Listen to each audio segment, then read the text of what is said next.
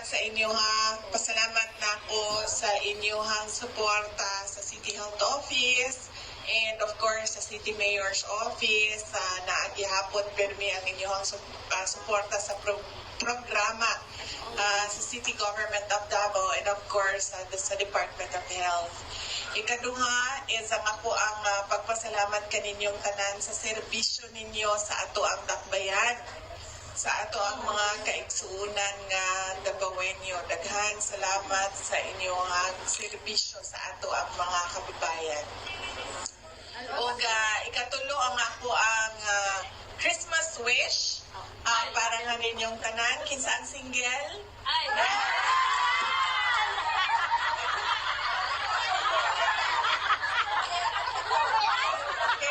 Wala na tayo mabuhatan na. Ang panahon sa Pasko, panahon sa forgiving, giving, and loving. So, kanan na lang, no? Pasayloon na to ang mga ex nga nibiya sa ato. Pag naanay lugar din ha, basin pag naay musulod ka bago. Diba? Forgiving, tungod kay Pasko man, we should reflect on our hurts, our stressors, ang mga tao nga sa tanaw nato nakasakit, nakasulti og sakit sa atua, nakabuhat og sakit sa atua, and think about forgiving them. Para pag-abot sa bagong tuig, you are free of that baggage na ginadala-dala ni mong kada adlaw nga tungod sa gibuhat sa ubang tao, no? It is not you, it is them. So sa ato pa, dili ikaw ma'am ang imuhang kauban sa trabaho. Di ba no? Kadaghanan sa ato ang may daghan sa ato ang stress ikan sa ato ang katrabaho dili. Ako na ang example ana.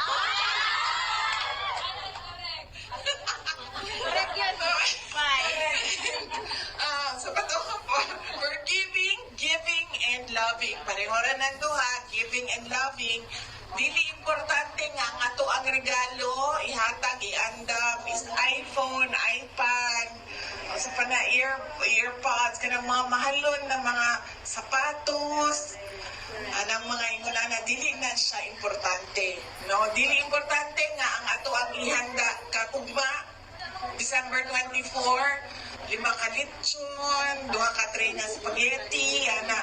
Kay, kung saon taman na, kung ang ato ang gipakaon, nagsakit po ang ilahang dughan tungod sa kasulti nato, nahimo nato, nabuhat nato sa ilaha. So, ang importante is that we make the person or the people feel our love. So, muna siya ang importante din ha. Malipay sila tungod sa atua. Dili sila malipay tungod sa material na butang nagihatag nato sa ilaha. So, muna siya ang forgiving, giving, and loving during Christmas. Ang sunod, ma'am, istoryahan na nato ang Pinaskuhan.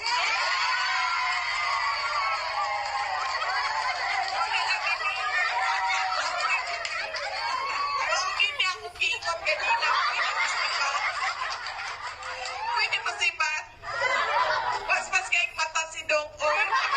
Ang ganita ko, nag-aalan na siya sa kortina. Nagawas mag-yun siya. Okay. So, pila man ka buo? Pero wala mo dala karon ha. So, akong ipadala nito. Pila? Sa attendance. 53 sa attendance lang ta magbase, no? Okay, sige. Depende sa mo. Nanguli sa ilang province. Kay nag-duty o? Yes, po.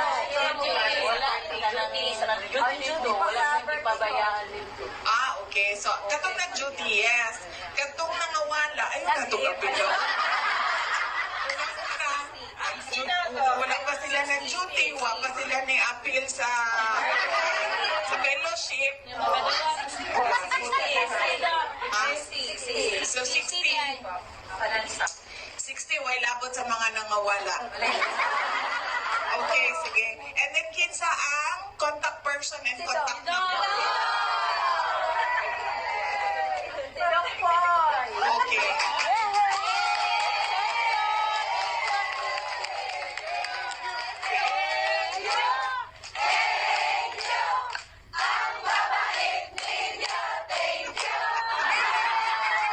And then manangin ako kay basin madungagan.